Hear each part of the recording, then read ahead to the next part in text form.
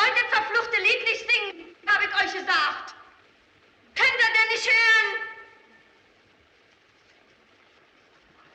Immer das verfluchte Lied.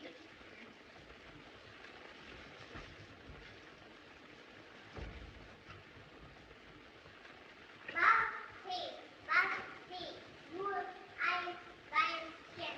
Ein Gott, der sagt,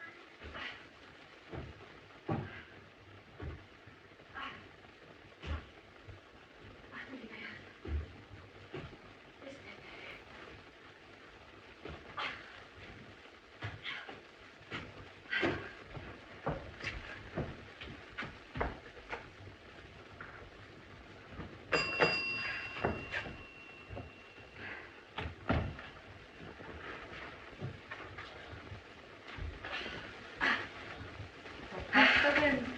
Ach, 50 Mal kannst du den Jörn verbieten, das verdammte Mörderlied zu singen. Den ganzen Tag bohren sie ihnen in den Ohren. Als ob man nicht schon genug von dem Mörder zu hören kriegte. Macht er doch. Solange man sie singen hört, dann weiß man wenigstens, dass er noch da sind. Naja, hast du wieder recht.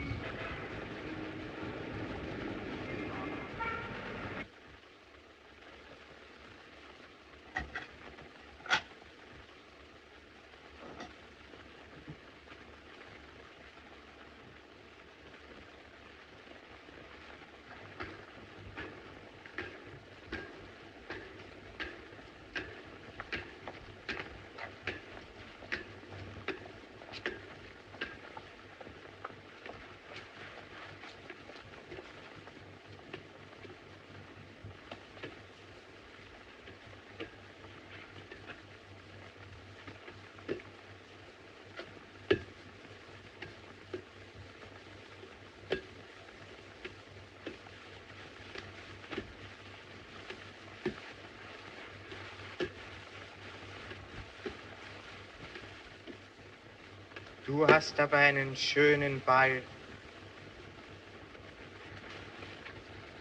Wie heißt du denn? Else Beckmann.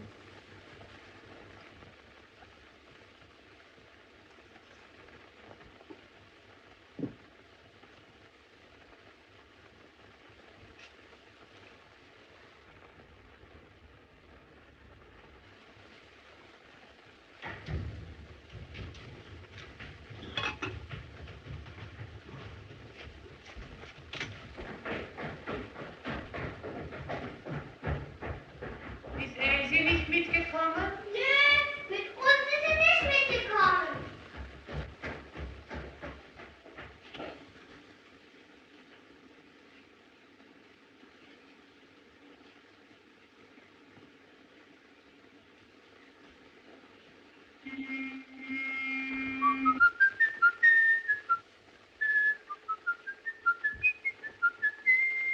Fein.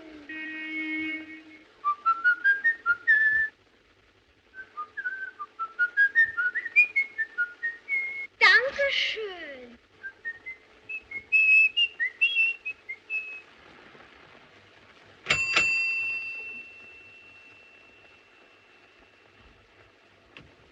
Neue Fortsetzung, Frau Beckmann. Spannend, aufregend, sensationell.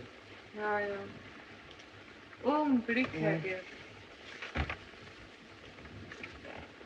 Sagen Sie mal, Herr Gerke, Ja? haben Sie Elsäche nicht gesehen? Nee. Ist sie nicht gerade von mir die Treppe raufgelaufen? Nee, sie ist noch nicht zu Hause. Na, dann wird sie wohl bald kommen. Auf Wiedersehen, Frau Beckmann. Auf Wiedersehen, Herr Gerke.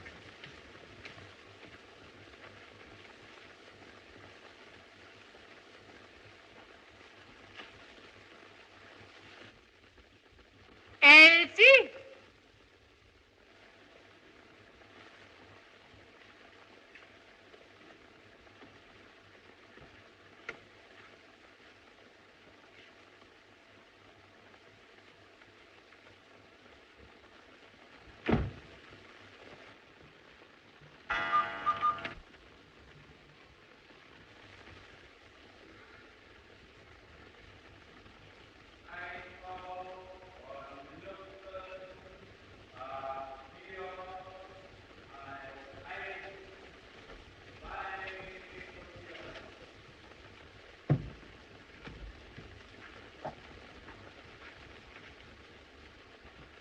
Elsie! Elsie! Elsie! Elsie! Elsie!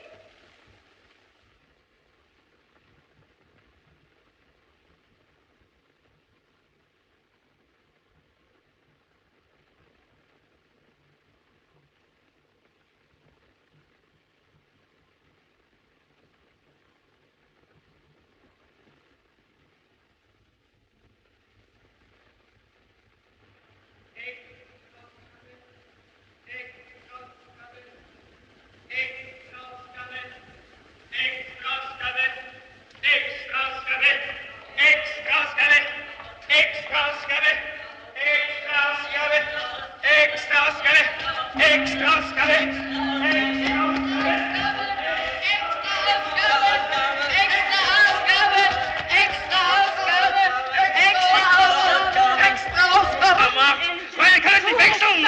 Extra Ausgabe! Braucht's ja nicht einmal mehr, seine Kinder zur Schule zu schicken. Was bringt mich an das? Extra Ausgabe! Wer ist der Mörder? Wer ist der Mörder? Wer ist der Mörder?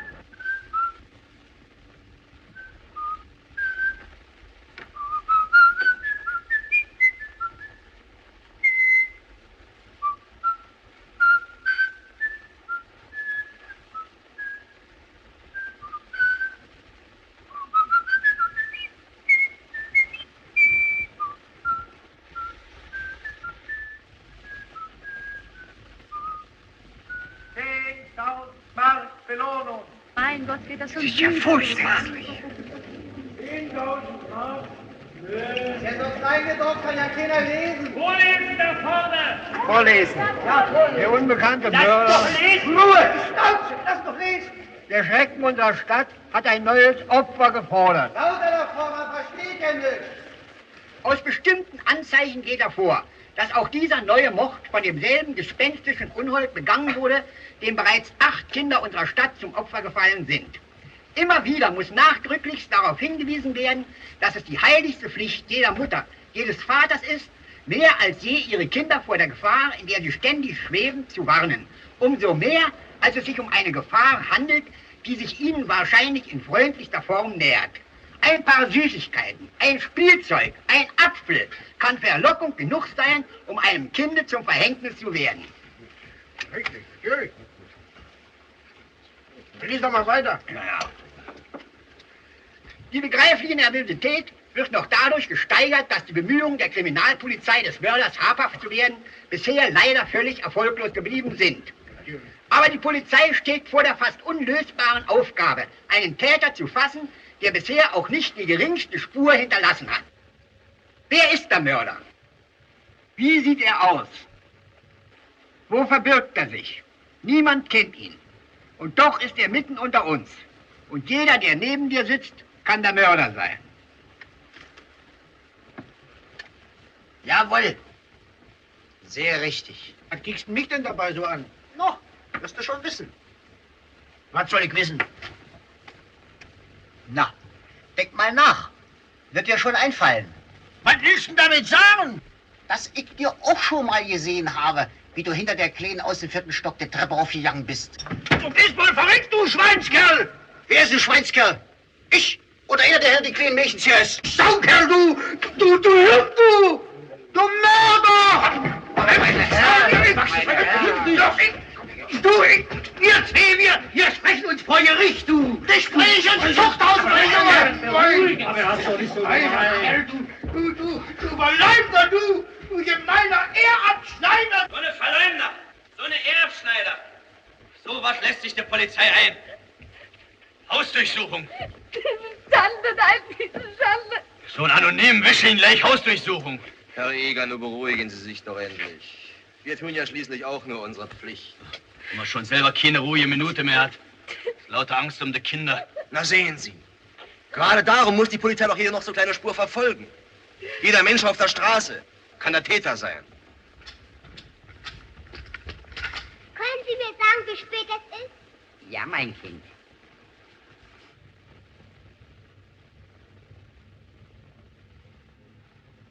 Jetzt musst du aber schnell nach Hause gehen. Wo wohnst du denn, mein Kind? Was geht denn das Sie an, wo das Kind wohnt? Bitte? Was wollen Sie denn von die Kleine? Gar nichts will ich. Was wollen Sie denn überhaupt? Ich muss doch gleich sehen, was ich von dir will. Lassen Sie mich doch los. Das ist ja eigentlich eine Unverschämtheit. Was ist los hier? Eine Unverschämtheit. Was will denn der Brillenaffe? Habt ihr mal nicht so. Erst Kinder anquatschen, Hau noch jetzt eine Schnauze. Was hat er gesagt? dann auch noch kennenlernen. Aber bitte lassen Sie mich doch los. Ich habe das Kind doch gar nicht angesprochen. Was wohl die Kleine was schleppen wollen, was? Ja, und den umbringen wie die anderen, was? Was ist das der Mörder? Ich bin Mörder! Halt mich fest! Ruf doch die Polizei! Natürlich wieder kein Schupper hier. Herr Wachtmeister! Herr Wachtmeister! Herr Wachtmeister! Herr Wachtmeister! Platz machen, meine Herrschaften. Den Eingang freimachen. Den kleinen Tassendieb festnehmen. Das können wir, weiter können wir nicht. Fangt doch lieber den Kindermörder. Was? Der Kindermörder? Kindermörder? Das ist der Kindermörder. Weitergehen! Nicht stehen bleiben! Weitergehen! Was ist von mir?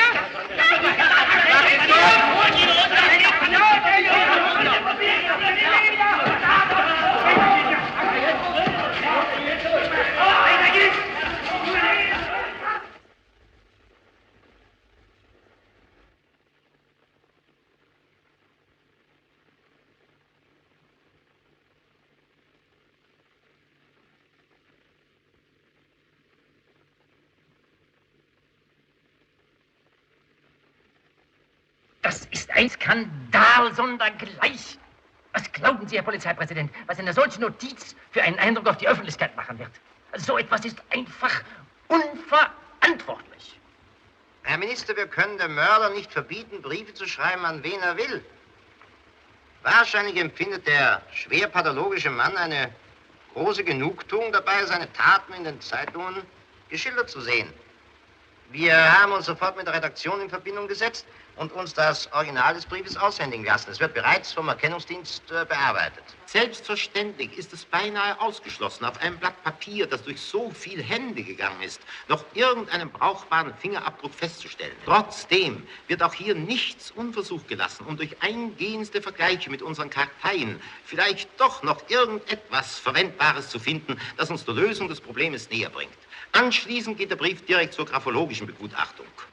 Der oben erwähnte Rautenzug oder Schwellzug, Klammer, am deutlichsten in dem Worte bald, dritte Zeile von unten, Klammer zu, haben Sie?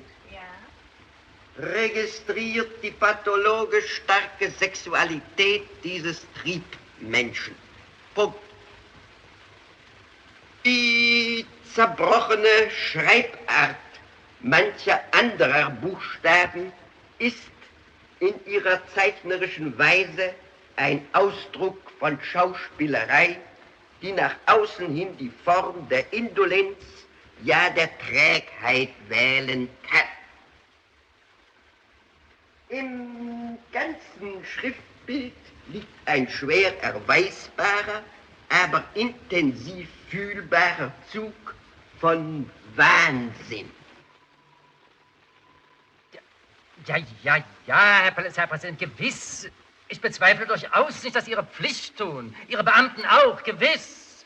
Aber das Resultat, bitte. Das Resultat. Herr Minister, meine Leute haben in der Woche keine 12 Stunden Schlaf mehr. Die Mannschaften vom Überfallkommando kommen nie mehr richtig zur Ruhe. Und wenn sie den Dienst antreten, sind sie beinahe noch müder, als wenn sie abgelöst werden. Denn dieser Dienst ist ja nichts als eine nervenfressende Kleinarbeit, die zu 80, ja 90% aus Misserfolgen besteht. Die Beamten der Mordkommission kommen nicht mehr aus den Kleidern heraus, leben beständig auf dem Qui-vive, ständig in der Hochspannung der Alarmbereitschaft. Sie stehen ununterbrochen auf dem Sprung, jede, aber auch die geringste Spur aufzunehmen. Denn möglicherweise kann ja gerade sie zum Ziele führen. Bedenken, Herr Minister, allein die Arbeit am Tatort. Da wird zum Beispiel hinter einem Zaun in einem Gebüsch eine kleine, weiße, zerknüllte Papiertüte gefunden. Anscheinend war sie früher mit billigem Konfekt gefüllt. In der äußersten Ecke finden sich noch winzige Splitterchen von Fruchtbonbons und einige Körnchen vom bunten Streuzucker. Wir haben in einem Umkreis von 2 Kilometern, in jeder Konditorei, in jedem kleinsten Kolonialwarengeschäft nach dem Ursprung dieser Tüte geforscht. Umsonst. Mit jedem Tag erweitern wir das Fahndungsgebiet. Aber natürlich kann sich niemand nach so langer Zeit an irgendetwas erinnern, das eine verfolgbare Spur ergeben könnte. Trotz aller dieser negativen Resultate sind wir gezwungen, weiter zu forschen, weiter zu eruieren, immer ins Ungewisse hinein, zunächst ohne Aussicht auf einen wirklichen Erfolg, der uns dem Ziele auch nur um einen Schritt näher bringen könnte. Unsere Leute setzen... Was nützt mir das alles? Herr Polizeipräsident, dass Sie nicht faulenzen, das weiß ich. Aber damit schaffen wir die Tatsache nicht aus der Welt, dass ein unbekannter Mörder 4,5 Millionen Menschen terrorisiert und dass die Polizei versagt. Herr Minister, scheinen doch nicht die rechte Vorstellung von den ungeheuren Schwierigkeiten zu haben, mit denen die Kriminalpolizei zu kämpfen hat. Ist Ihnen bekannt, dass zum Beispiel über den Heimweg, den das vermisste Kind genommen haben soll, allein 15 gänzlich verschiedene Zeugenaussagen bestehen? Ich werde Ihnen ein x-beliebiges Beispiel herausgreifen. Bitte, Zeugenvernehmung Nummer 1478, Mordsache Beckmann. Sie haben keine Ahnung. Mehr wie Sie, Herr. Aber meine Herren, Sie müssen doch wenigstens wissen, welche Farbe die Mütze von dem kleinen Mädchen hatte, das Sie heute Mittag mit dem Unbekannten gesehen haben wollen. Natürlich, Herr Kommissar. Die Mütze war rot. Herr Kommissar, die Mütze war grün. Die Mütze war rot. Die Mütze war grün. Rot, grün, rot, grün, rot, grün, rot, grün, Also rot, grün. Schluss. Hat ja keinen Zweck. Ich danke Ihnen, meine Herren. Bitte. Der nächste, bitte. Ja, wenn Sie sich mit einem Farbenblinden einlassen, Herr Kommissar, da dürfen Sie sich nicht wundern, wenn Sie pleite machen. Die Polizei hat auf der Suche nach dem unbekannten Mörder bisher mehr als 1500 detaillierte Spuren verfolgt. Das gesammelte Aktenmaterial füllt 60 dicke Bände. Wir haben sämtliche Leute eingesetzt, um das Gelände rings um die Stadt planmäßig abzustreifen. Jedes Gestrüpp wird durchsucht, jedes Dickicht durchstöbert, jede Schonung abgetastet. Denn hinter jedem Busch, in jeder Kuhle kann ein Gegenstand verborgen sein, der uns endlich Material zur Aufnahme der richtigen Spur liefert. Wir haben Polizeihunde aufgeboten. Die besten Spürer sind auf die schwachen Fährten angesetzt worden. Aber sie haben die Spuren verloren und trotz aller Anstrengungen nicht wiedergefunden. Seit Augen des Mörders hat die Polizei Nacht für Nacht die obdachlosen Asyle kontrolliert und die Insassen einer eingehenden Prüfung unterzogen. Selbstverständlich erhöht dieses Verfahren weder die Beliebtheit der Polizei, noch mindert es die Nervosität der Bevölkerung. Die Überwachung der Bahnhöfe wird ununterbrochen aufrechterhalten. Trotzdem haben die Nachforschungen bis jetzt nicht das geringste Resultat gezeitigt, ebenso wenig wie die allnächtlichen Razzien in den Verbrechervierteln.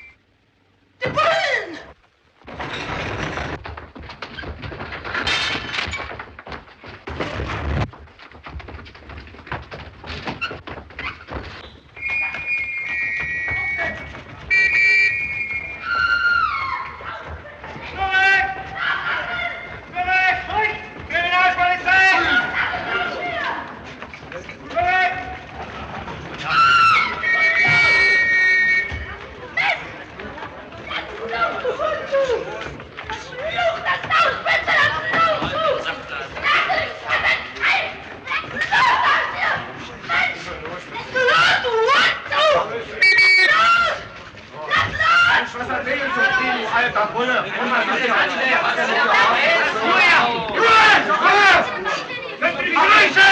Ach, der Oberbulle! Ruhe! Anordnung der Kriminalpolizei. Niemand verlässt das Lokal. Ausweise vorbereiten.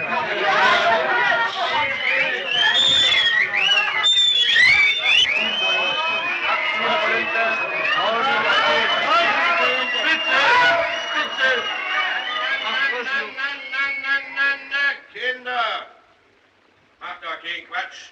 Ach, der dicke Lohmann.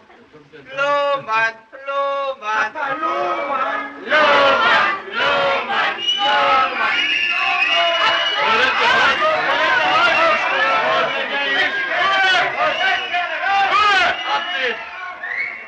Hat doch keinen Zweck! Pack doch lieber den Kindermörder! Recht so!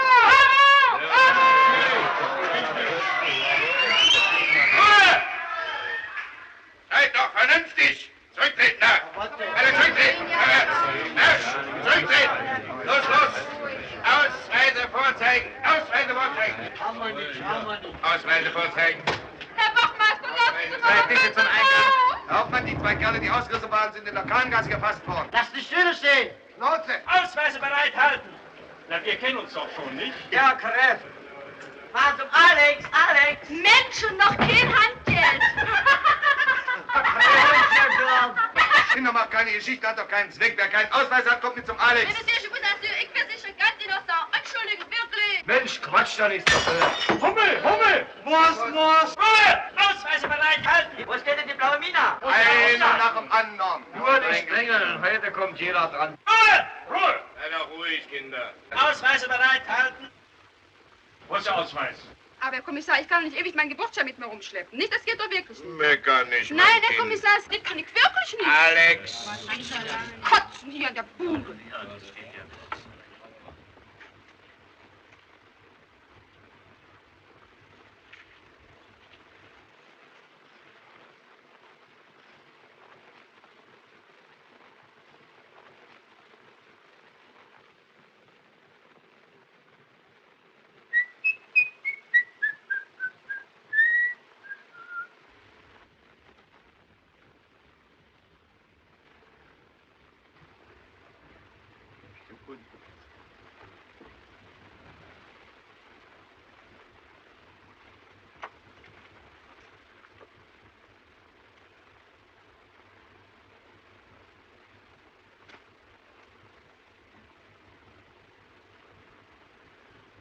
Schlechte Arbeit, mein Junge.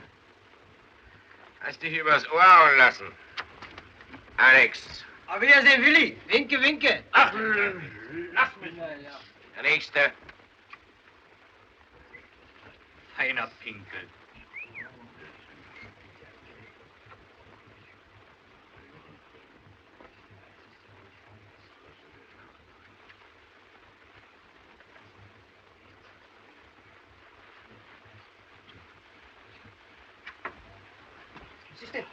Was denn? Papa Lohmann. Hat ihn schon.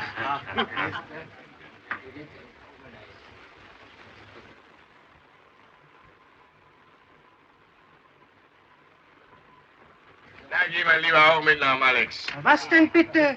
Meine Papiere sind doch Ordnung. Weiter. Weiter. Ach, bist du reingefallen. Nächste. Papier. Aber dich. Alex. Pech ab. Weiter. Der Nächste.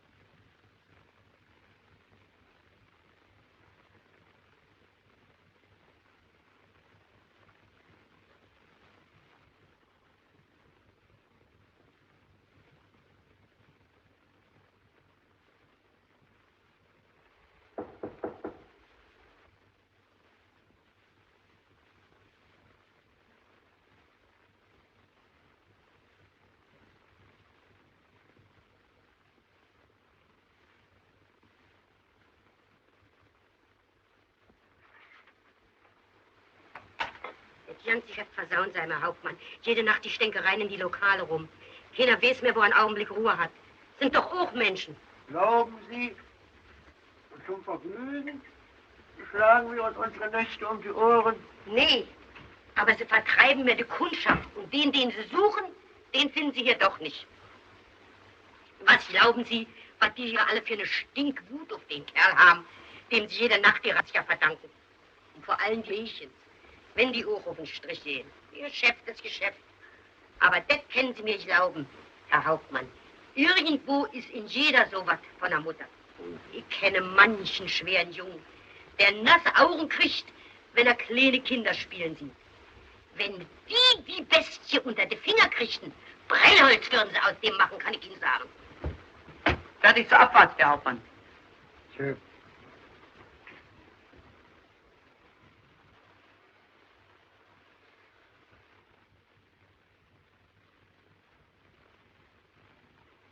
Heute hat das Krokodil dran glauben müssen. 2 Wagen.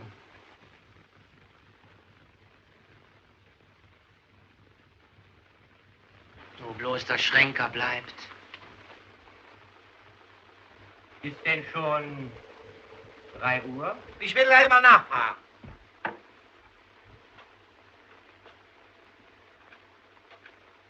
Ach, Fräulein, bitte um genaue Zeit.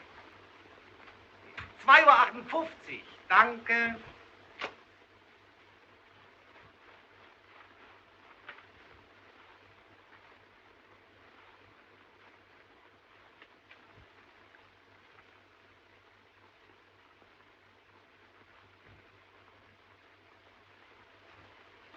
Uhr 58.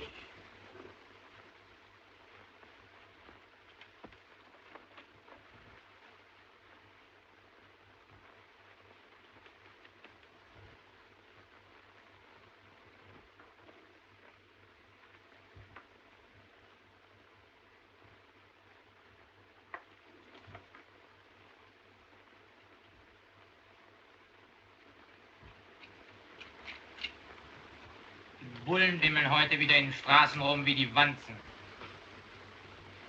Wo du hinspuckst, da triffst du auf den Grünen. Nicht aber bei den Mädchen lassen Sie dich in Ruhe. Und die sind auch schon völlig blemblem und haben nichts im Kopf als den Mörder. Die meine, die hat so eine Kleine von 6 Jahren. Also jede Nacht habe ich das Vergnügen, 3-mal unter das Bett und unter das Kanapee zu kriechen, ob sich da vielleicht der Mörder versteckt hat. Deinem Beruf kannst du nicht mehr nachgehen, weil du dauernd über Kriminale stolperst. Privatleben hast du auch nicht mehr. Ich kann euch sagen, ich habe nicht satt. Neuigkeit.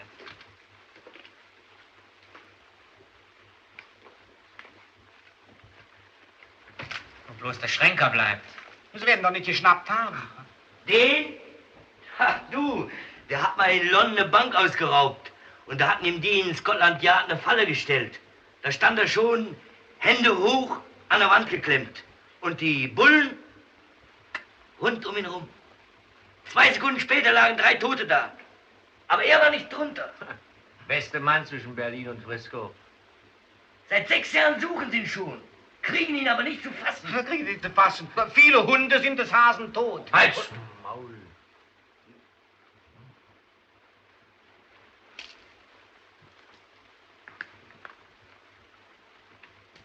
Herrgott! Das kann ich denn aushalten. Sonst kam er doch immer auf die Minute pünktlich. Na, Gott sei Dank. Endlich. Gott sei Dank, dass du da Moin. bist. Seid ihr verrückt geworden? Jalousien runter!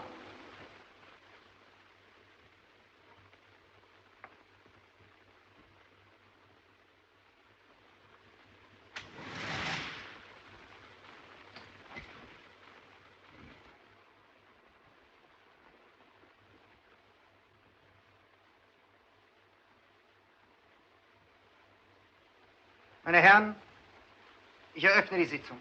Der Ordnung halber stelle ich fest, dass sämtliche Führer der Ringorganisationen vertreten sind. Ich nehme an, Sie sind bevollmächtigt, bindende Erklärungen für Ihre Organisationen abzugeben. Schön, wir brauchen uns nicht lange bei der Vorrede aufzuhalten. Wir wissen ja alle, warum wir hier sind. Ein Außenseiter verdirbt uns das Geschäft und den Kredit. Die Maßnahmen der Polizei, Die täglichen planmäßigen Razzien zur Ergreifung des Kindermörders hindern unsere Tätigkeit in einem kaum mehr ertragbaren Maße. Es geht nicht mehr länger an, dass wir in keinem Hotel, in keiner Kaschemme, in keinem Konzertcafé und in keiner Privatwohnung mehr vor einem Zugriff der Kriminalpolizei sicher sind. Sehr richtig. Bravo. Dieser Zustand muss ein Ende nehmen. Wir müssen wieder geordnete Verhältnisse bekommen, sonst machen wir Pleite. Die Kassen unserer Organisationen sind nächstens erschöpft. Wenn wir nicht die Unterstützungsbeiträge für die Frauen unserer Kollegen, die auf Staatskosten verpflegt werden, in Angriff nehmen wollen, so weiß ich nicht mehr, wo wir die Gelder hernehmen sollen, die wir zur Vorbereitung und Ausführung unserer Pläne benötigen. Außerdem leidet unser Renommee. Die Polizei sucht den Mörder in unseren Kreisen. Meine Herren, wenn sich mir bei Ausübung meines Berufs ein Kriminalbeamter in den Weg stellt, dann weiß er, welches Risiko er eingeht. Und ich weiß es auch.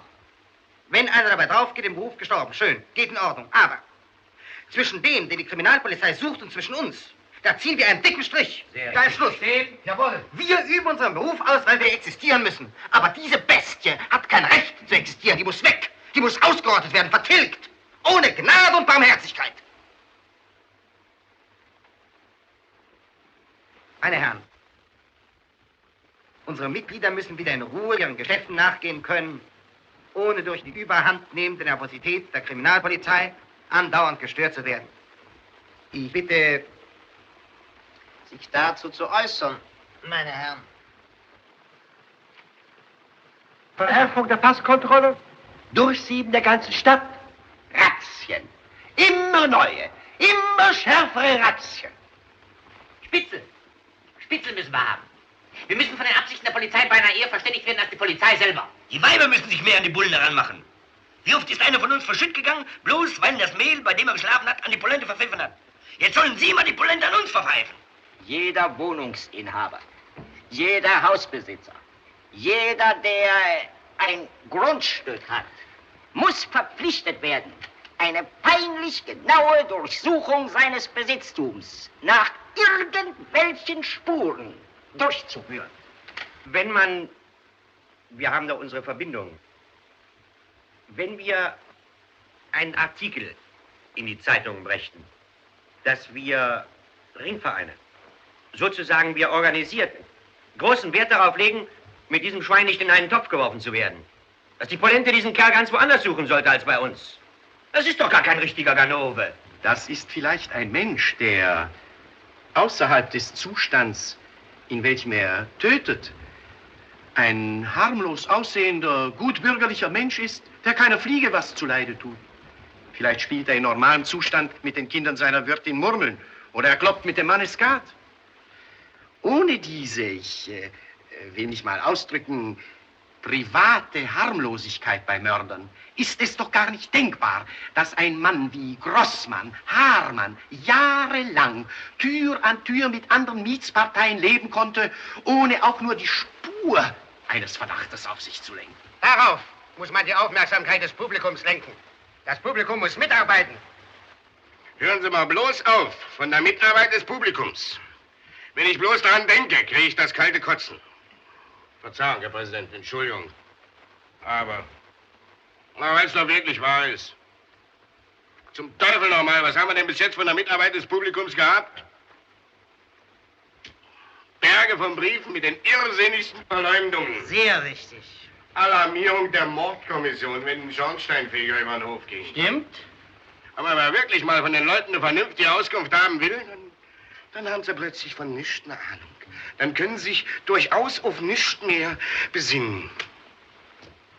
Mitarbeit des Publikums. Wo siehst du aus? Ich glaube, Sie übertreiben da ein wenig, Herr Lohmann. Ganz so arg wird das ja doch wohl nicht sein. Doch, Herr Präsident. Der größte Teil des Publikums, da steht er noch heute auf dem Standpunkt, was geht denn das mich an? Dass aber jeder einzelne Mensch vor seinem Gewissen dafür verantwortlich ist, was mit dem ärmsten und fremdesten Kind auf der Straße geschieht, das ist doch der großen Masse noch nicht im Entferntesten aufgegangen. Ich habe noch eine Idee. Da hat doch unlängst so eine Zauberkünstler, so eine ich weiß nicht, wie der sich genannt hat, der so versteckte Groschen und Taschentücher gefunden hat. Ich meine, die ausgesetzte Belohnung ist auch viel zu gering. Herr Präsident, ein Vermögen müsste dem Auffinder des Mörders winken. Das ist alles kein neuer Weg. Das ist alles Nicht. Na, aber was dann? Sollen wir vielleicht warten, bis die Polizei den Kerl erwischt hat? Die Schwierigkeiten bei der Aufklärung gerade derartiger Verbrechen sind erfahrungsgemäß geradezu ungeheuerlich, weil Opfer und Täter vielfach nur durch das Moment des Zufalls zusammengeführt worden sind. Die Instinkte des Augenblicks bestimmen den Mörder. Man findet das Opfer, man stellt die Personalien fest, man kriegt heraus, wann es zum letzten Mal lebendig gesehen worden ist und dann kommt das große Fragezeichen. Die Kinder verschwinden spurlos. Und wenn man sie wiederfindet, na, wir wissen ja, wie wir sie gefunden haben. Und der Täter, es ist eine uns allen bekannte Tatsache, dass solche Verbrecher fast nie eine Spur hinterlassen. Das macht unsere Arbeit so schwer, den Erfolg so selten. Jetzt sind es glücklich 8 Monate, dass die Polizei den Mörder sucht. Jetzt kriegen sie nur noch durch den Zufall. Darauf können wir nicht warten. Nee, bis dahin sind wir pleite. Aber was dann?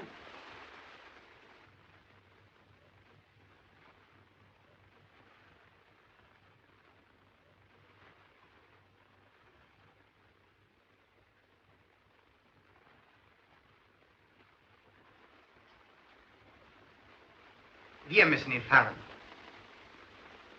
Wir selber.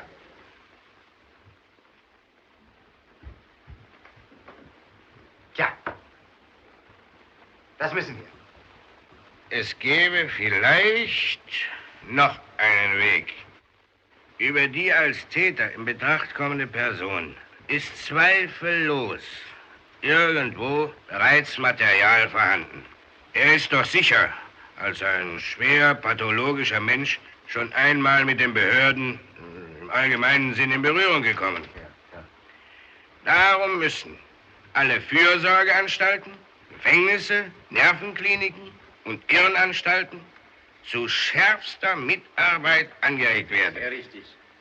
Speziell über die Leute müssen wir Auskunft bekommen, die als harmlos entlassen wurden, die ihrer ganzen Veranlagung nach aber mit dem Mörder identisch sein könnten. Wir müssen die Stadt mit einem Netz von Spitzeln überziehen. Jeder Quadratmeter muss unter ständiger Kontrolle stehen. Kein Kind dieser Stadt darf einen Schritt tun, von dem wir nichts wissen. Ja gut, aber wie? Wer? Es müssen Menschen sein, die überall hinkommen, ohne Aufsehen zu erregen. Die jedem auf der Straße nachgehen können, ohne aufzufallen. Die jedem Kind in jedes Haus folgen können, ohne Misstrauen zu erwecken. Mit einem Wort, Menschen, die unmöglichen Verdacht des Mörders erregen können. Aber wer? Wer? Aber solche gibt's doch gar nicht. Na, wer kann denn da? Wer? Wer? Die Bettler. Die Organisation der Bettler.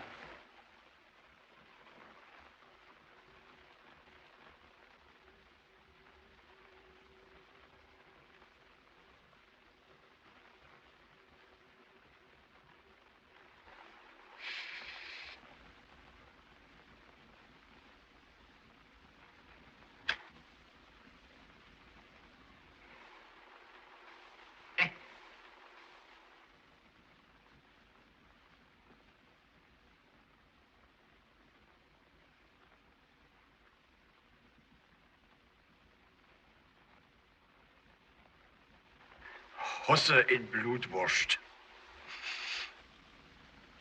Pfui Deibel stinkt der Käse gut.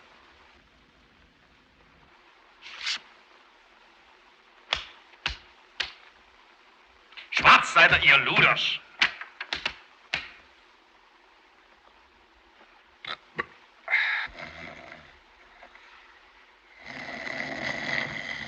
Mensch, schnarch nicht so, du wächst leise auf.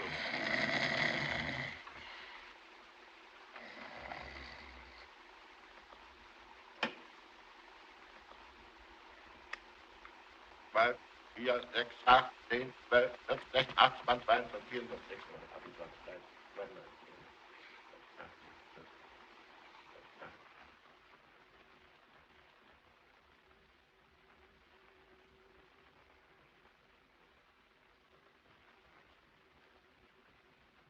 Mutterstullen, lustlos. Schwarzer Freitag in Braten.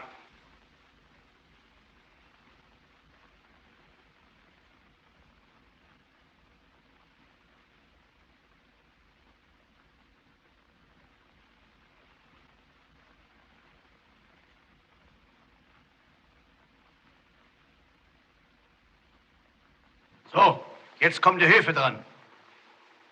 Ja, von 1 bis 88. Der nächste.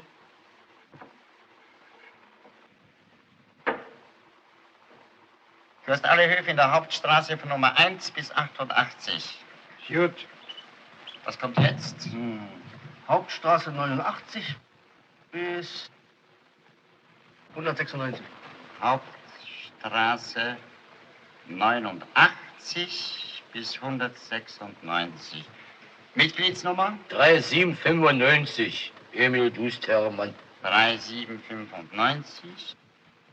Duster Mann Emil.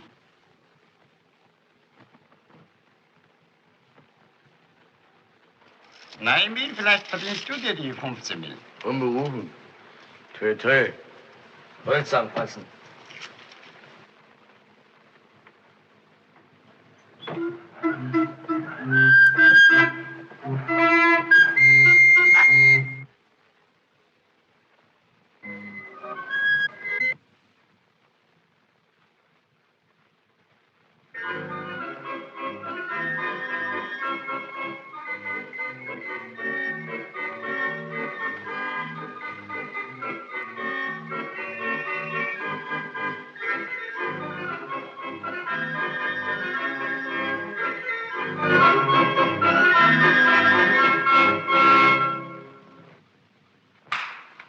Ich sage den Herrschaften meinen herzlichsten Dank.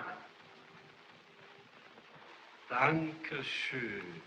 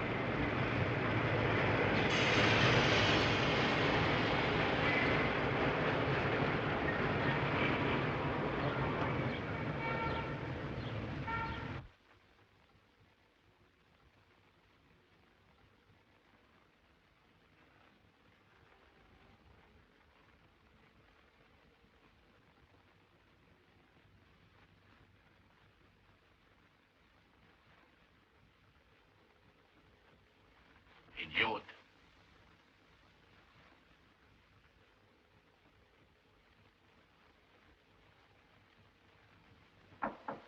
Nein.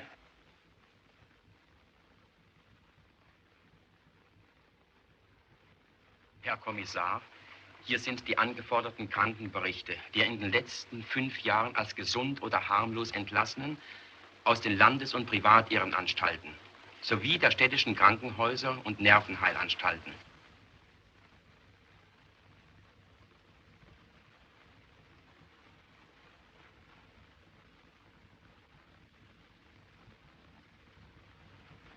Und hier die derzeitigen Adressen der Betreffenden.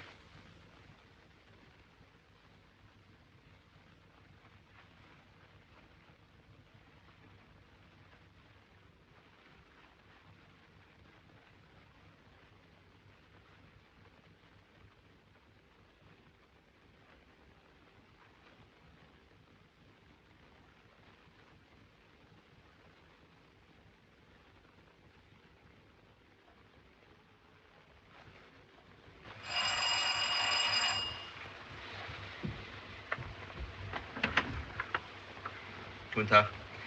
Wohnt bei Ihnen ein Herr Beckert? Bitte schön? Wohnt bei Ihnen ein Herr Beckert? Ich kann Sie leider nicht verstehen. Ich bin etwas schwerhörig. Habe ich noch ja nicht gemerkt. Ob bei Ihnen ein Herr Beckert wohnt? Herr Beckert, ja wohl, ja, Herr Beckert, der wohnt bei mir. Leider ist er gerade weggegangen. So. Ich hätte aber gerne mal mit Ihnen gesprochen. Ich komme nämlich vom Finanzamt. Vom Finanzamt, ja, du lieber Gott, ja. Wenn Sie vielleicht hier auf ihn warten wollen. Ja, dankeschön. Bitte schön.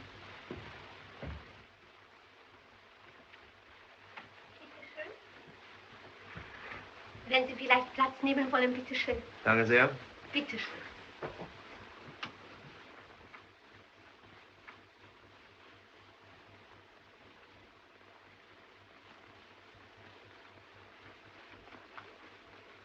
Wenn Sie vielleicht etwas lesen wollen, bitte schön. Danke, sehr freundlich. Bitte schön. Ach, sagen Sie mal, Frau Winkler, Ja? ist Herr Beckert auch auf eine Zeitung abonniert? Herr Becker? Nein, der leiht sich immer meine aus. So. Na, dankeschön.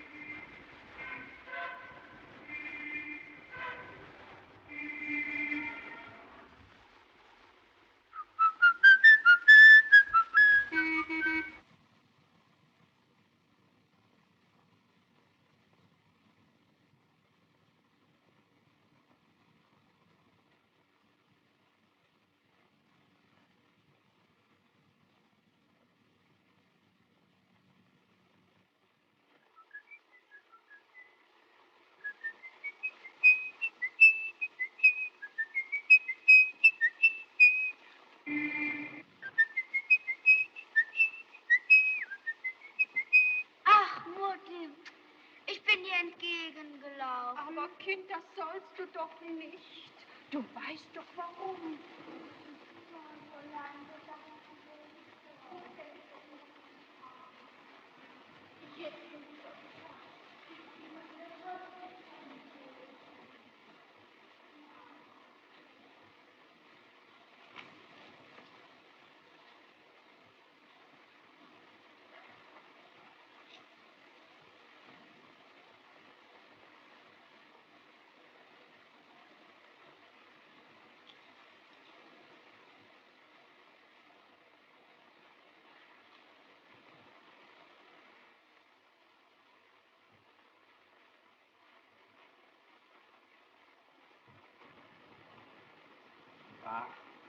wünschen? Kaffee. Bitte? Nein, einen Wermut. Nein, Cognac. Cognac. Cognac.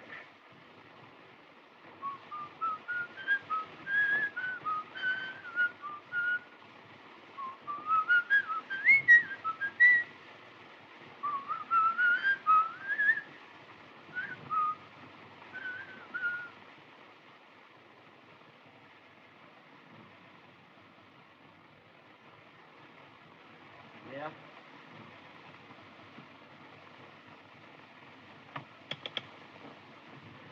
Noch einen. Wer?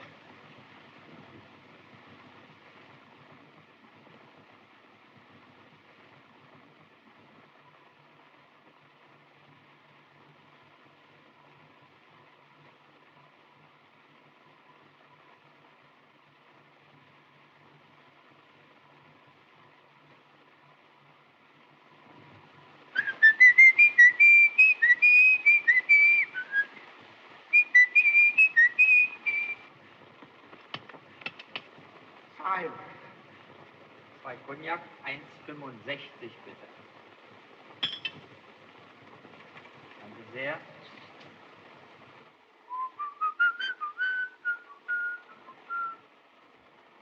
Nummer 24, Beckert. Städtischer Kurier wird nicht gehalten. Tisch, Mahagoni poliert mit Plüschdecke. Kein Rotstift, auch keine Spuren davon, überhaupt kein Schreibmaterial. Im Papierkorb Drucksache, Zigarrenreklame. Bunte Ansichtskarte, Blumenstrauß, herzlichen Gruß, Paul. Sonst kein Absender. Leere Zigarettenschachtel, Marke Ariston, Tüte mit Süßigkeiten, halb leer, ohne Firmenaufdruck. Halt. Moment mal. Ariston.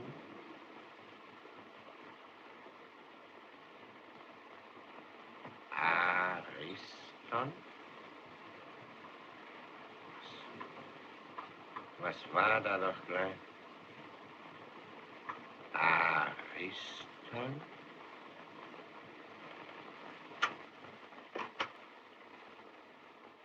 Ich möchte die Akten Mordsache Marga Perl haben. Dankeschön.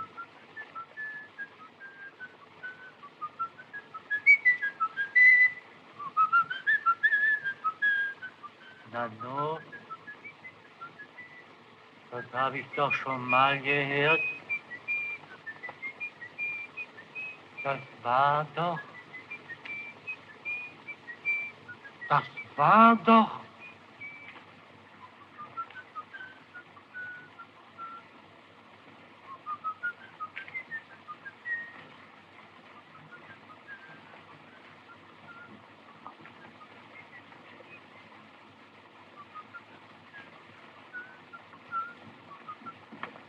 Hallo, Heinrich!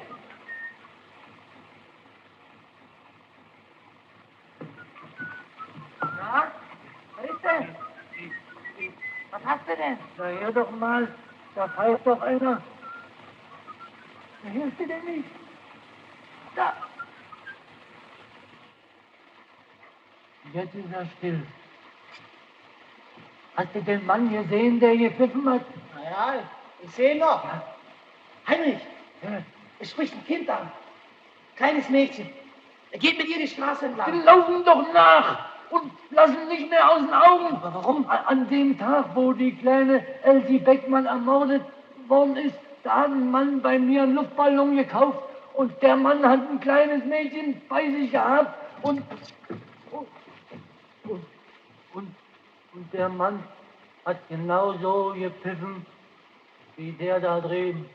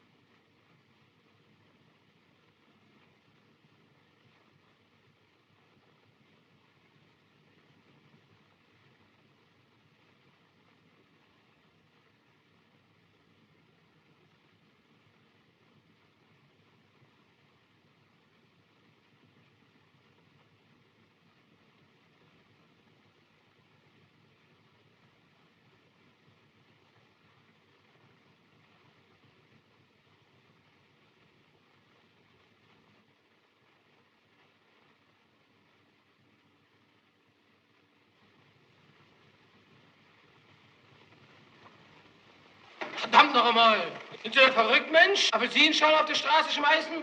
Bricht man sich Hals und Beine. Unglaublich sowas. Müsste man direkt der Polizei anzeigen. Eine Unverschämtheit, sondergleichen. Onkel!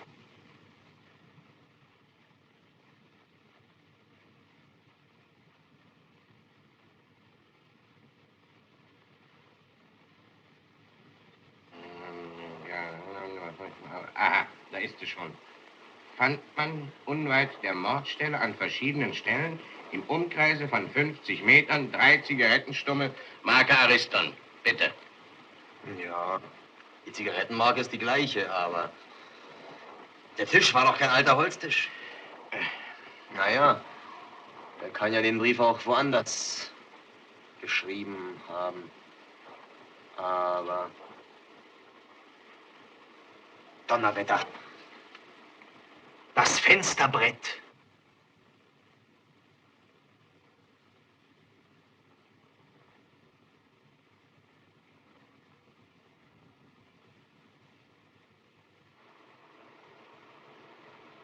Tim. Moment mal.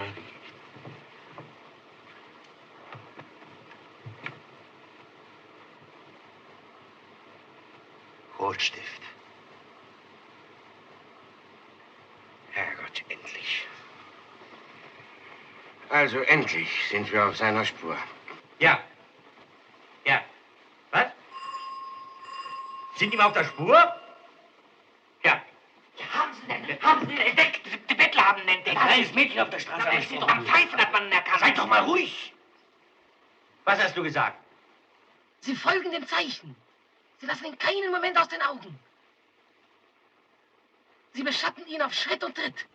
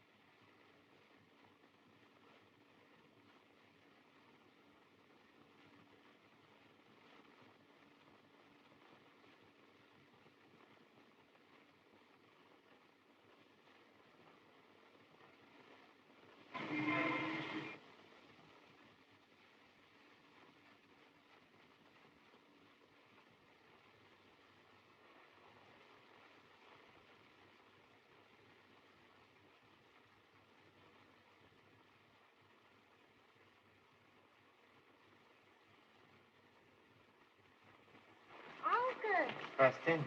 du hast dich ja ganz weiß gemacht. Wo denn? Da auf der Schulter. Komm, ich wirf dir's weg.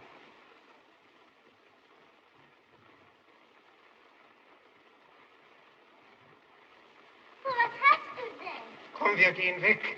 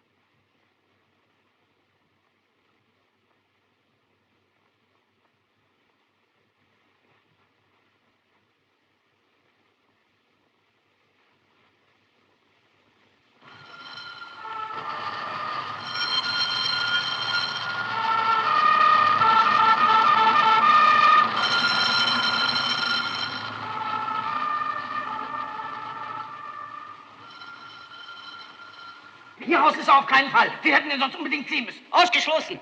Da muss er hier im Hof sein. Zurückgelaufen ist er auch nicht. Verdammt nochmal, irgendwo muss doch der Kerl sein. Vielleicht hat er sich im Haus versteckt.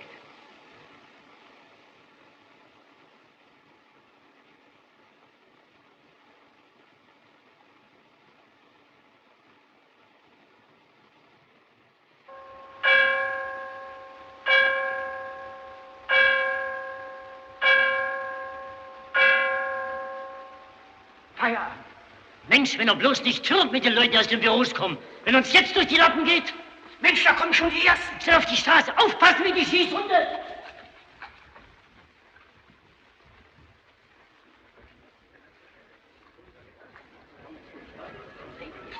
Verzeihung, ich möchte mir bloß eine Frage stellen. Meine Tour beginnt morgen. In Königsberg fange ich an.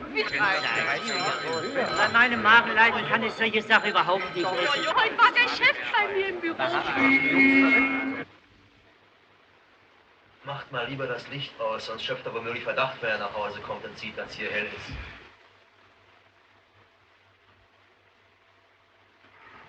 Wie viel Uhr ist denn eigentlich? Gleich 6:30.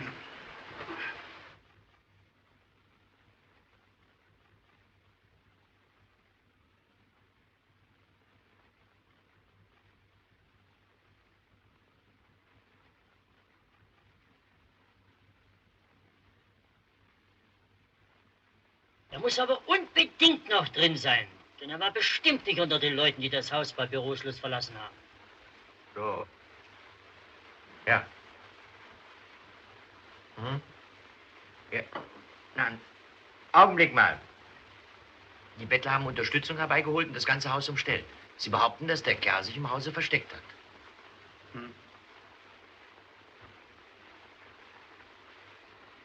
Was ist das für ein Haus? Was ist das eigentlich für ein Haus? Ausgesprochenes Bürohaus. Was im Keller ist, weiß ich nicht. Hochparterre ist eine Filiale der städtischen Sparkasse. Vom ersten Stock bis zum 5. sind lauter Büros und darüber ist der Boden. Das ist doch unglaublich. Ist da noch jemand?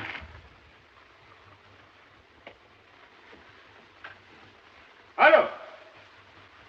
Hallo? Hallo? Ist hier noch jemand?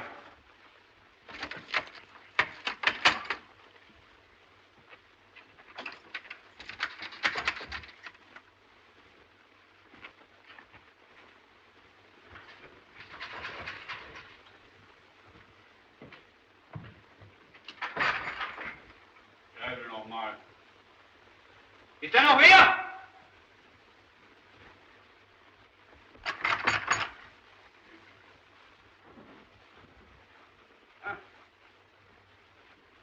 Kummelei, verwichste Schweinerei. So einer dämlichen Tür.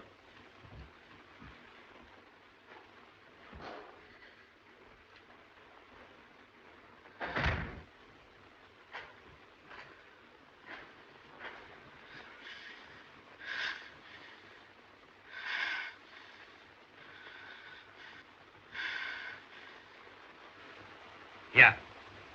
Aha. Scheint also wirklich, dass der Kerl feststeckt. Ich halte es für das Beste, so schnell wie möglich die Polizei zu verständigen. Sehr richtig. Ja, gut, So aber schnell wie los, möglich. keine Zeit. Also hör mal. Hallo? Bleib mal einen Augenblick am Apparat, ja? Und ruf gleich wieder an. Was ist denn los? Ihr seid wohl verrückt, was? Die Polizei? Nee. Den holen wir uns selber. Ja. Pass mal auf, jetzt ist es... 8 Uhr. Also. 9, 10, um 11.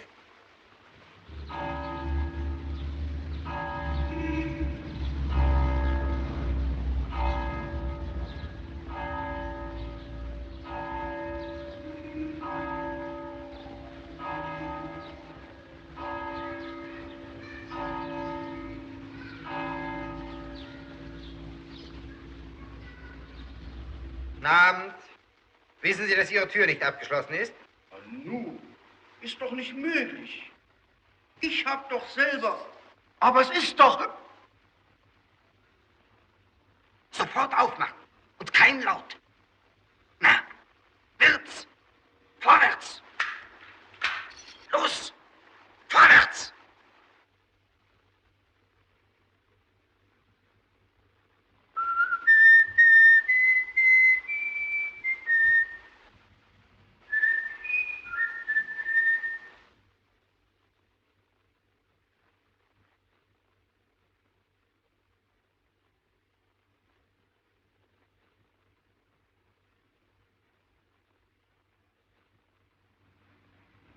Wie viele Wächter sind außer Ihnen hier im Haus?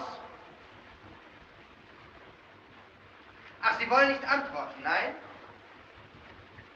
Schön.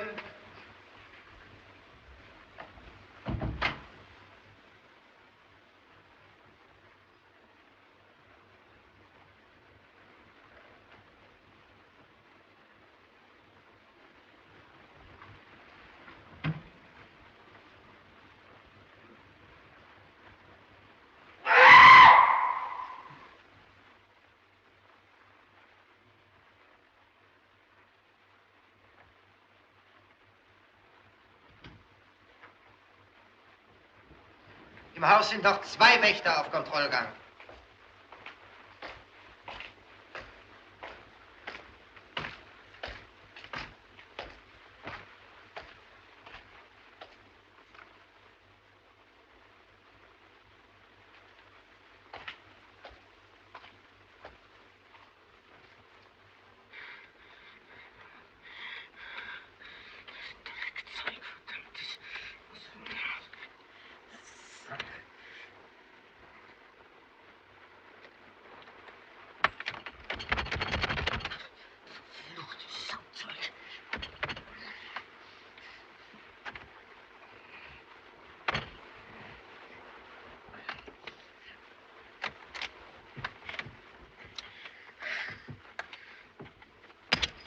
Gott, verdammt nochmal. Dreck.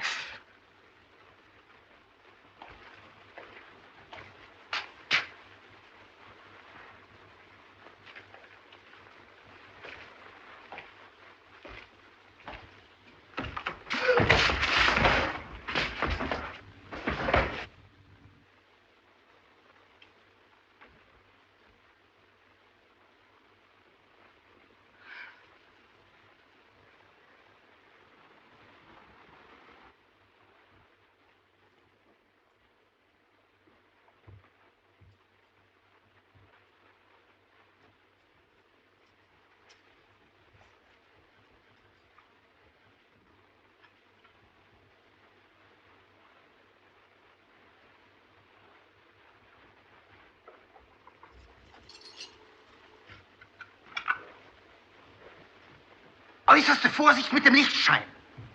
Und Sie sollen nicht so trampeln wie die Büffel, lass ich Ihnen sagen. Was denn? Im Vorderkeller ist er nicht. Wir haben alles durchstöbert und nichts gefunden. Fried und Wanderaujos durchsuchen noch die Heizanlagen. Halt mal. Das ist der Letzte. Geh mal auf zu Emil, der braucht doch jemand. Los, Jawohl. los, los, los, los.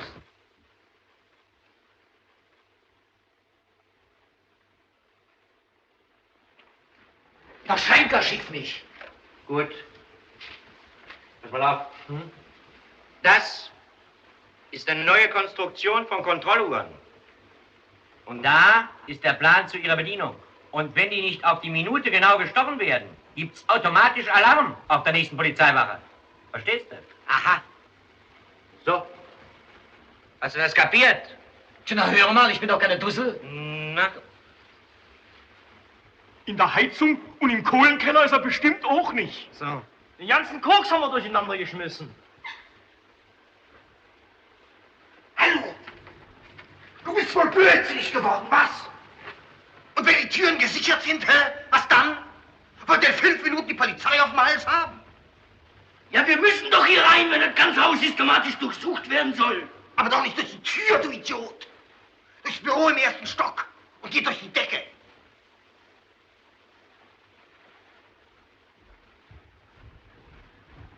Nicht.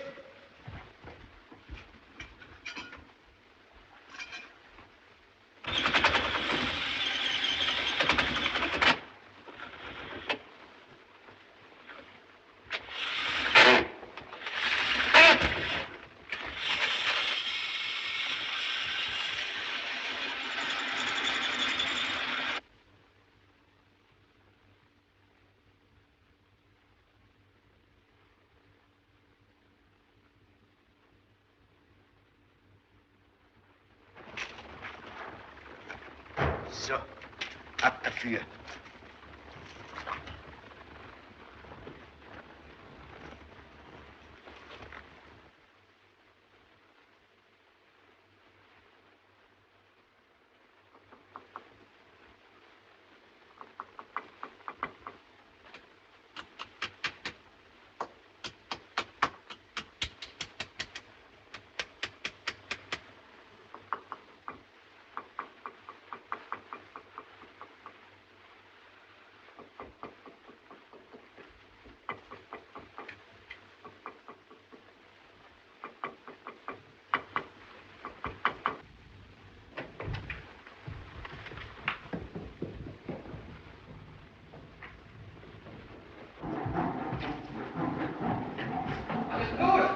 Hallo! Hallo, was hast du denn? Hallo, Paule! Antworte doch mal! Was ist denn? Ich hab was Tropfen gehört! Das kann ich gesagt. Wo läufst du denn hin? Antworte doch nicht so! Mensch, was hältst du denn? Warte! Kleiner Nomi, hast du doch nicht! Doch mal! Was ist denn? Du bist das Henker! Auf dem Boden! Auf dem Boden, Lisa! Ich hab deutlich was klopfen hören! Auf dem Boden! Auf dem Boden!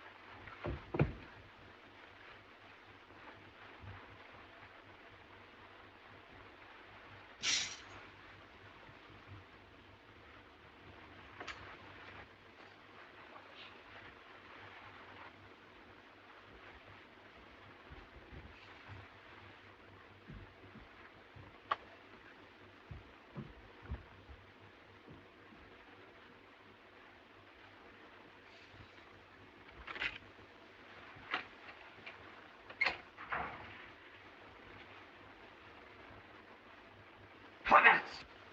Er muss hier drin sein! Hier ist der Lichtschalter! Die Verschläge aufbrechen! Vorwärts, ab! So, auf!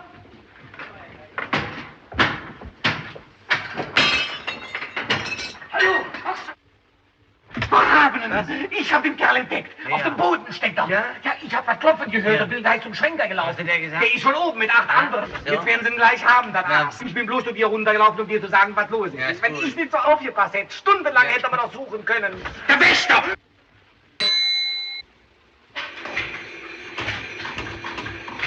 Drei, 1, 4, 314.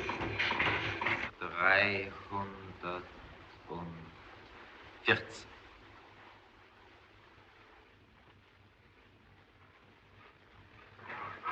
Raus! Raus!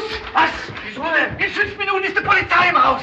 Das ist ja verrückt, Mensch. Wo soll denn jetzt die Polizei hier? Der Wächter hat da alarmiert. Nur mal raus! Halt! Ruhe! 5 Minuten ist noch Zeit, 6 Verschläge noch zu öffnen. Weiter so. Ran hier, los! Feuert, komm! Ach, weg da, was soll das denn?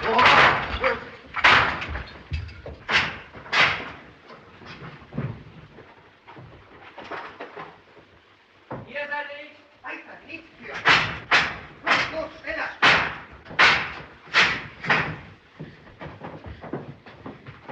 Das war auch nicht. Also weiter, nichts für.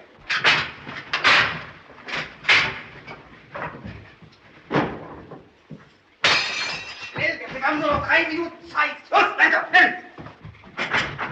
Hier ist kein Schloss dran. Hier ist er drin. Das hat die abgeschlossen. Mach doch auf. Geht, ich steck Ihnen was wie drin. Lass mich doch mal an. Eilt euch, schon noch 1 Minute.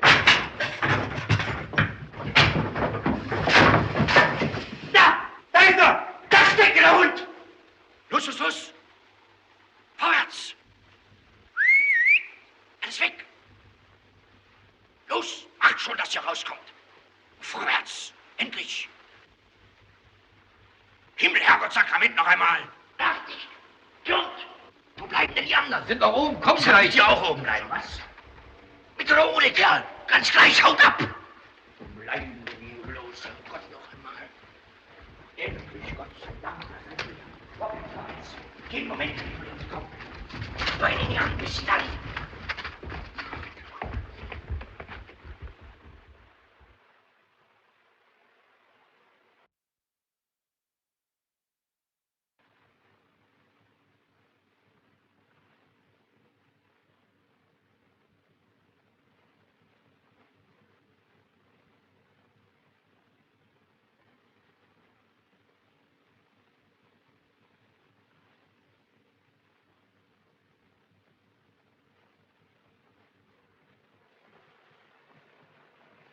Hier unten ist er nicht. Hallo, hey. Warum habt ihr denn die Strickleiter hochgenommen? Hey, warum habt ihr denn die Strickleiter hochgezogen? Idioten.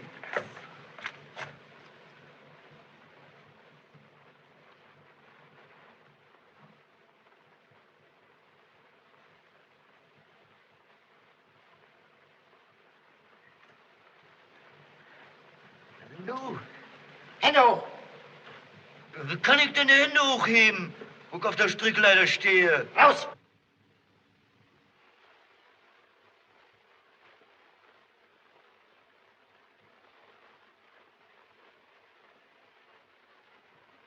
Und dabei bin ich diesmal wirklich unschuldig. Wie ein neugeborenes Kind. Du wirst lachen, Franz. Aber ich glaub dir aufs Wort. Hä? Ja, das ist ja alles in schönster Ordnung, Herr Kommissar. Dann kann ich ja jetzt gehen. Moment. Zigarette? Eiweiß.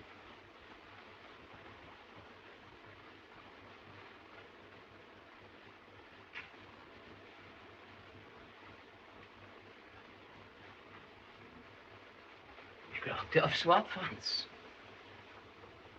Vorausgesetzt,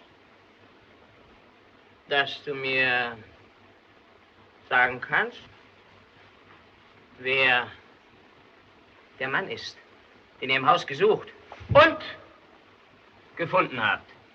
Ich verstehe Sie nicht, Herr Kommissar. Ein Mann, meinen Sie? Ich weiß von nichts, Herr Kommissar. Das muss ein falscher Irrtum sein. Ich weiß von nichts. Nicht das Geringste. Natürlich, natürlich. Nur eins begreife ich nicht, dass du die Bande deckst, die dich in die Tinte geritten hat. Feine Kollegen das, die türmen, wenn's brenzlig wird und dich im Dreck sitzen lassen, Franz. Pfui Teufel. Die Tour verfängt bei mir nicht, Herr Kommissar.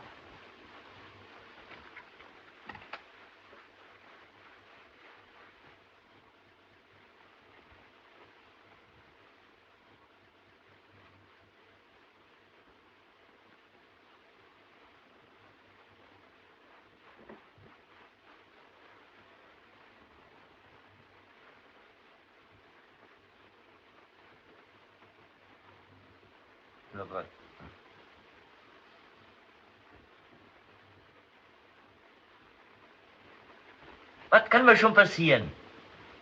Bisschen Sachbeschädigung. Na schön. Geklaut worden ist nicht. Geklaut worden ist ja, mein Lieber. Und nicht zu knapp. Was?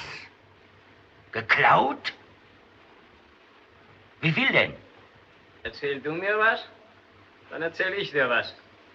Ich hab schon gesagt, ich weiß von nichts. Na schön. Dann denk mal ein bisschen nach, Franz.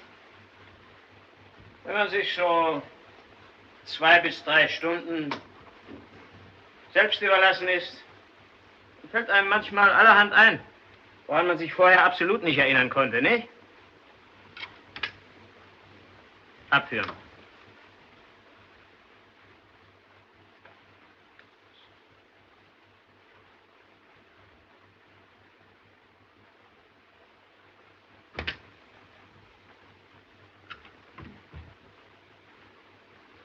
Lassen Sie mal einen Wächter reinkommen.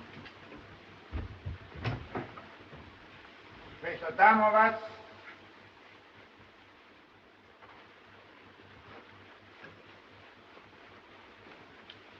Bitte setzen Sie sich. Also, Sie haben zu Protokoll gegeben. Bitte hören Sie gut zu. Sie werden es nachher eventuell zu beeiden haben. Also, lassen Sie. Sie haben deutlich gehört, wie einer der Einbrecher zu dem Burschen, der Sie bewachen sollte, sagte, wir haben ihn, ich habe den Kerl entdeckt, auf dem Boden steckt er. Stimmt das? Jawohl, Herr Kommissar. Jawohl, Herr Kommissar. Das kann ich jederzeit beschweren. Schön. Dann gehen Sie mal vorläufig nach Hause und erholen sich von Ihrem Schreck. Aber halten Sie sich bitte zur Verfügung der Polizei. Jawohl, Kommissar. Oh, moin, Herr Kommissar. Moin, moin.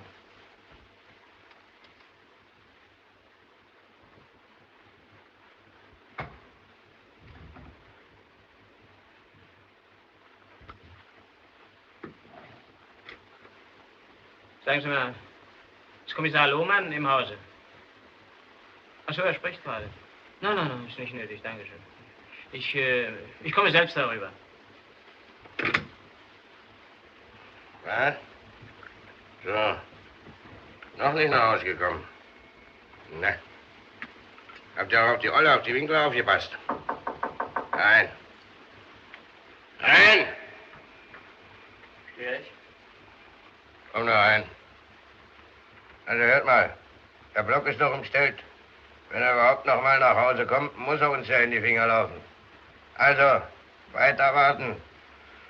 Wenn es was Neues gibt, ich bleibe hier im Präsidium.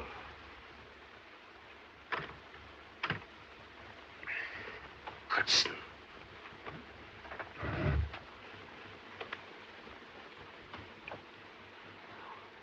Was willst du denn?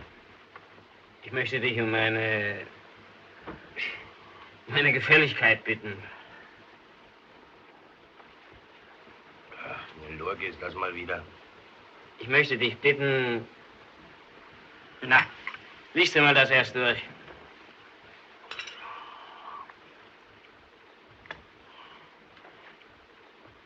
Protokoll? Ja, Einbruch in ein Bürohaus.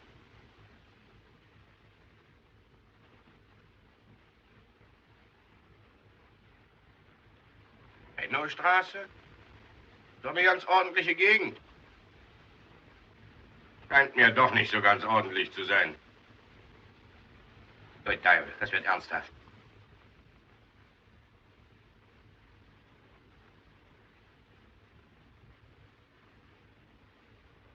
Ja, was denn? Wollen die das ganze Haus ausräumen? Nu, was haben die denn mit dem Manken Koks gesucht? Ist ja doll. Ist ja nicht zu glauben. Na, sowas?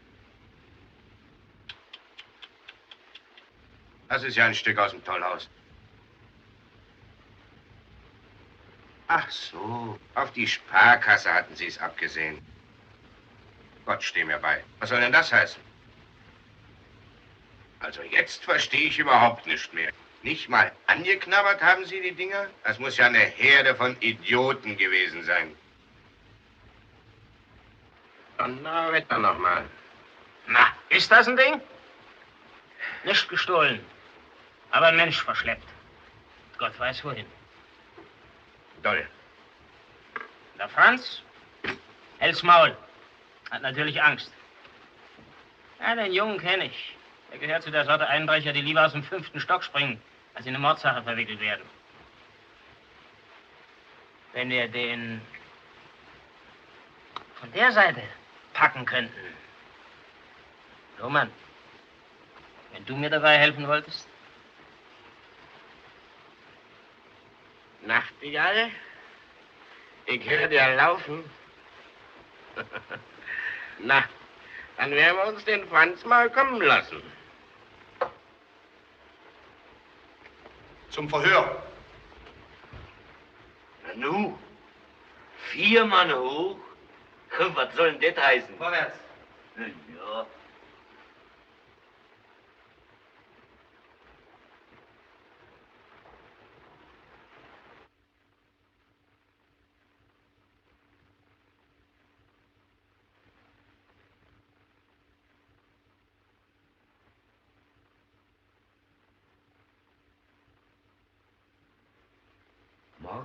Bereitschaftsdienst, Leiter Kommissar Karl Lohmann.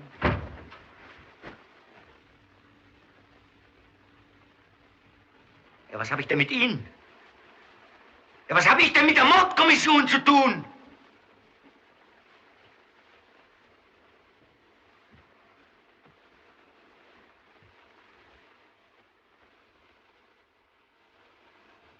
Ja, mein Junge, die Sache ist jetzt mir übertragen worden. Ja. Aber wieso denn? Warum denn? Ihr habt eure Arbeit um ein paar Grade zu gut gemacht. Ja. Der eine Wächter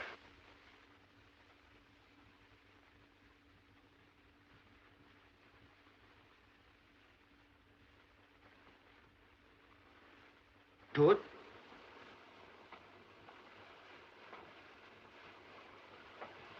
Beihilfe zum Mord. Das ist eine hässliche Sache, Franz. Herr Kommissar, da meine wir mit. Damit will ich nichts zu tun haben. Ich sage jetzt alles. Alles, was ich weiß. Sehr vernünftig, aber leider zu spät. Herr Kommissar, das kann doch nicht zu spät sein, Herr Kommissar. Das darf nicht zu spät sein. Ich will ja alles sagen, alles.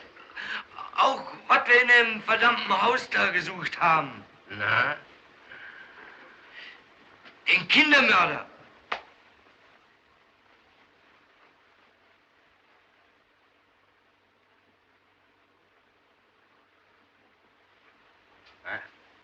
Was?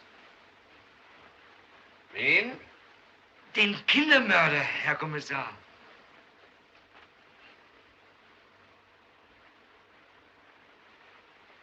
Augenblick.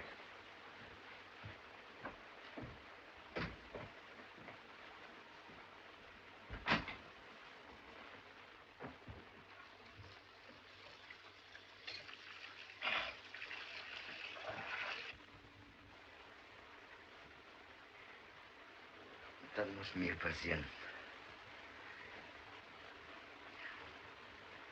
Ausgerechnet mir muss das passieren.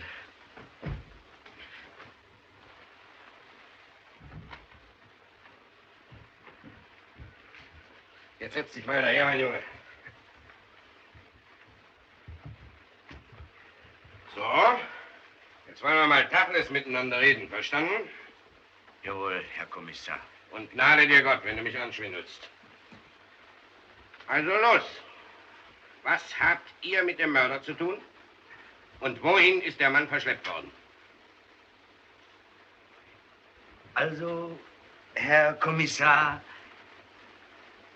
Sie kennen doch die alte Schnapsfabrik von Kunz und Levi.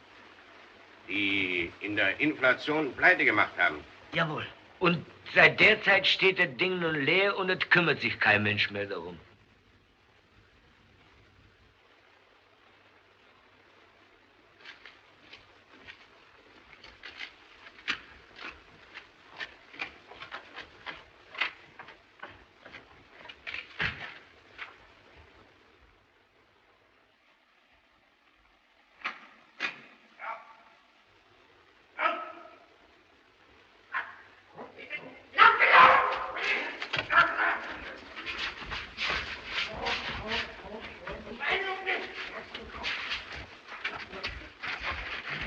Was haben wir euch denn gesagt? Loslassen! Meine Hunde!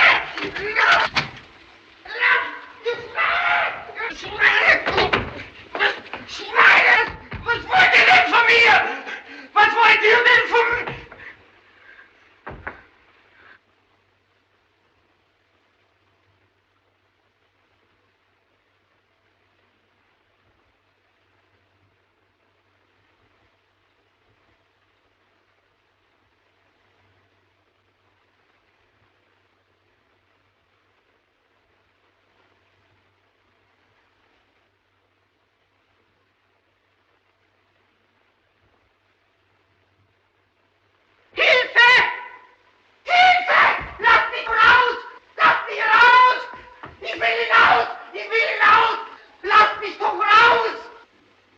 kommst du nicht mehr raus. Aber meine Herren, ich bitte Sie, ich weiß gar nicht, was Sie von mir wollen. Ich bitte Sie, lassen Sie mich doch frei. Das Ganze muss doch ein Irrtum sein. Ein Irrtum. Oh nein, kein Irrtum. Ausgeschlossen. Das ist kein Irrtum.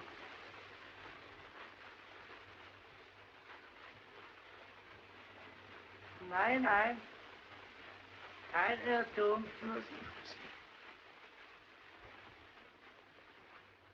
Kennen Sie das?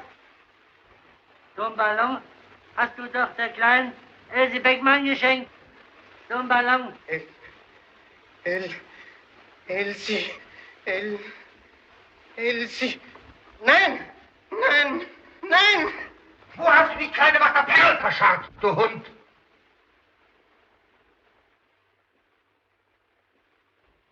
Aber die habe ich ja gar nicht gekannt. Ach, die hast du gar nicht gekannt. Die auch nicht, was? Und die?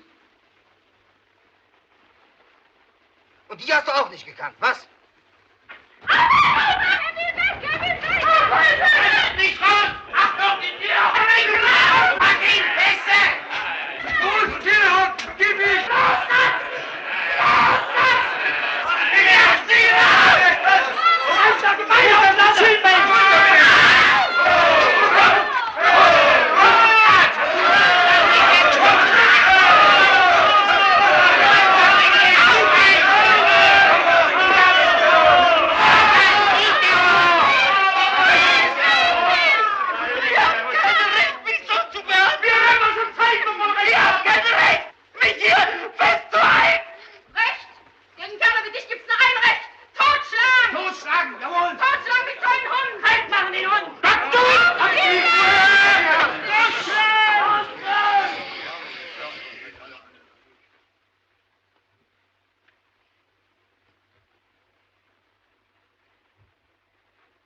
Du hast da was von Recht gesprochen.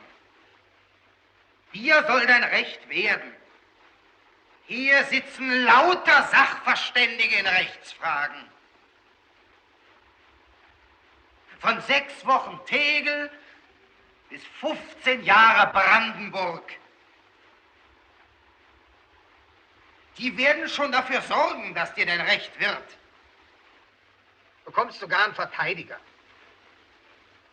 Geht alles nach Recht und Ordnung. Verteidiger? Verteidiger? Ich brauche keinen Verteidiger! Wer will mich denn anklagen? Ihr vielleicht! Ihr! Sie.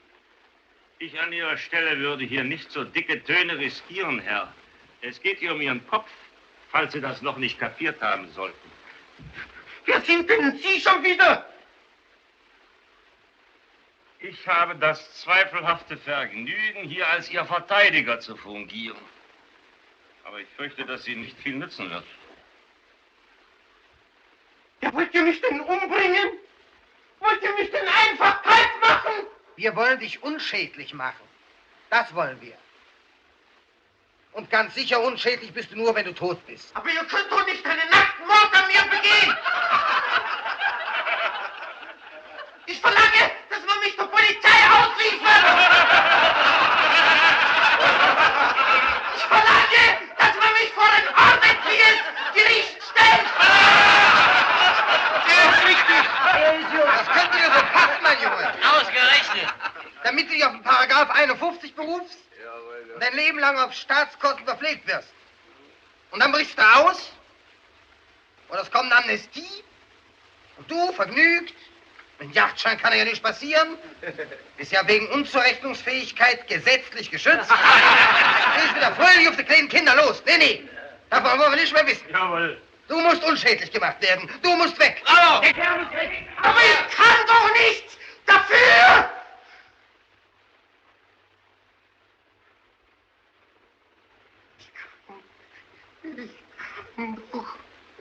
Ich kann doch nichts dafür. Das kennen wir! hier!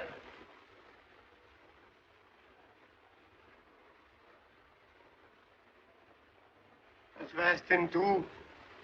Was redst denn du? Wer bist du denn überhaupt? Wer seid ihr denn? Alle miteinander. Verbrecher. Bildet euch womöglich noch was ein drauf, weil ihr Geldschränke knacken könnt oder Fassaden klettern oder Karten zinken. Lauter Sachen, denke ich mir, die ihr gerade so gut lassen könntet, wenn ihr was Ordentliches gelernt hättet.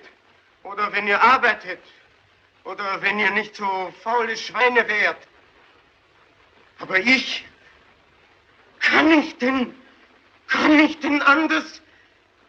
Habe ich denn nicht dieses Verfluchte in mir? Das Feuer, die Stimme, die Qual. Du willst also damit sagen, dass du morden musst?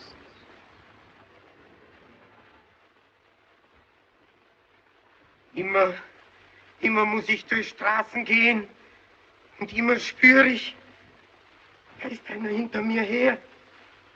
Das bin ich selber und verfolgt mich. Lautlos. Aber ich höre es doch.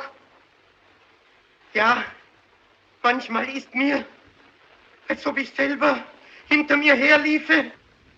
Ich will davon, von mir selber davonlaufen. Aber ich kann mir nicht entkommen. Muss den Weg gehen, den es mich jagt. Muss rennen, endlose Straßen. Ich will weg.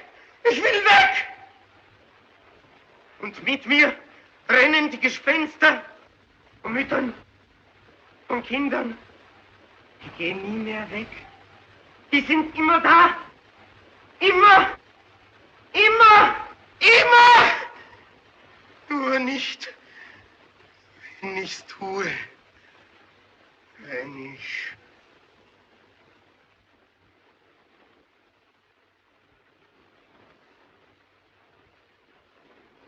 Dann weiß ich von nichts mehr.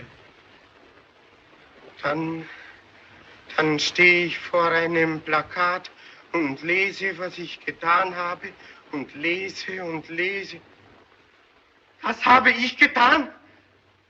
Aber ich weiß doch von gar nichts. Aber wer glaubt mir denn? Wer weiß denn, wie sie mir aussieht? Wie es schreit und brüllt da innen? Wie ich tun muss? Will nicht, muss, will nicht, muss! Und dann schreit eine Stimme und ich kann es nicht mehr hören! Hilfe! Ich kann nicht!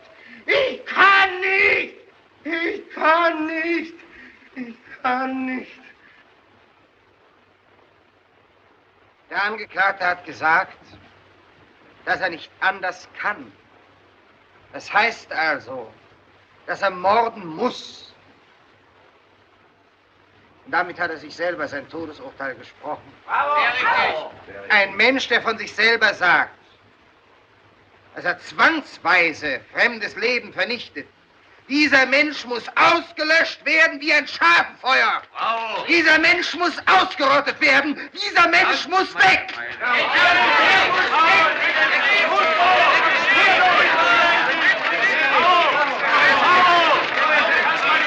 Ich bitte ums Wort. Das Wort hat der Herr Verteidiger. Mein sehr geschätzter Vorredner, der, wenn ich mich nicht irre, wegen Totschlags in 3 Fällen von der Kriminalpolizei... Das gehört nicht hierher. ...hat behauptet, die Tatsache, dass mein Klient unter einem Zwang handle, spreche ihm das Todesurteil. Er irrt sich. Gerade das Moment des Zwangs spricht mein Klienten frei. Du Harvard-Mensch! Ist voll verrückt, du besoffenes Kopf. Gerade das Moment des Zwangs enthebt den Angeklagten von der Verantwortung für sein Tun. Und für etwas, wofür er nicht verantwortlich zu machen ist, kann man keinen Menschen strafen. Willst du vielleicht damit sagen, dass die Bestie straffrei ausgehen soll? Dass er am Leben bleiben soll? Ich will damit sagen, dass dieser Mensch ein kranker Mensch ist. Und einen kranken Menschen übergibt man nicht dem Henker, den übergibt man dem Arzt. Willst du die Garantie für seine Heilung übernehmen? Wofür baut der Staat seine Irrenhäuser? Und was geschieht, wenn er ausbricht aus dem Irrenhaus? Ja, oder geheilt entlassen wird? Und eines schönen Tages fängt das Morden müssen wieder von vorne an? Wieder monatelange Hetzjagd. Wieder Paragraph 51, wieder Irrenhaus. Wieder ausbrechen oder entlassen werden. Und wieder morden müssen. Und das geht völlig in alle Ewigkeit so weiter? Einen Menschen zu töten, der für seine Taten nicht verantwortlich zu machen ist, dazu hat niemand das Recht. Auch nicht der Staat. Und Sie schon gar nicht. Der Staat hat dafür zu sorgen, dass dieser Mensch unschädlich gemacht wird, dass er aufhört, für seine Mitmenschen eine Gefahr zu sein. Du hast keine Kinder gehabt, nicht? Na also, da hast du auch noch Kind verloren. Wenn du aber wissen willst, wie das ist, wenn einem so ein Kindchen genommen wird, dann fahr mal die Eltern, denen der da ihre Kinder genommen hat. Frage mal nach den Tagen und Nächten, wo sie nicht wussten, was los war. Denen später, wo sie endlich wussten, was los war. Frag doch die Mütter! Die Mütter sollst du fragen!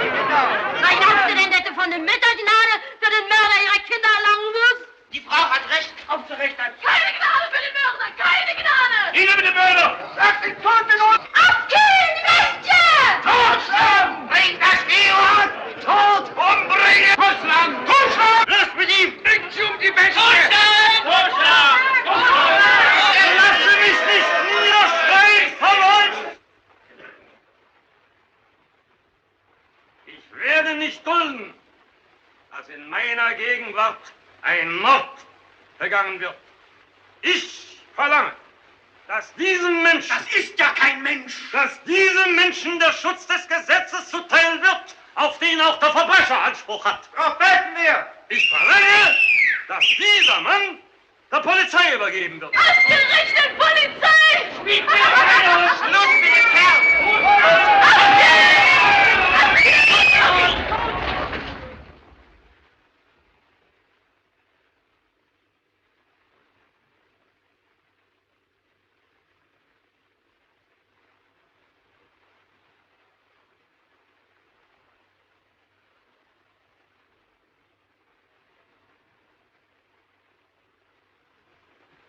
Im Namen des Gesetzes.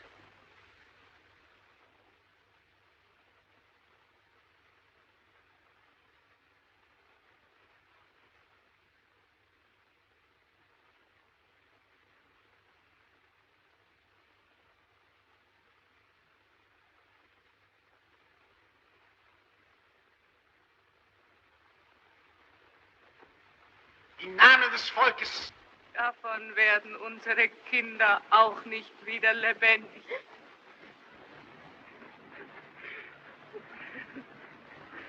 Man muss eben noch Bett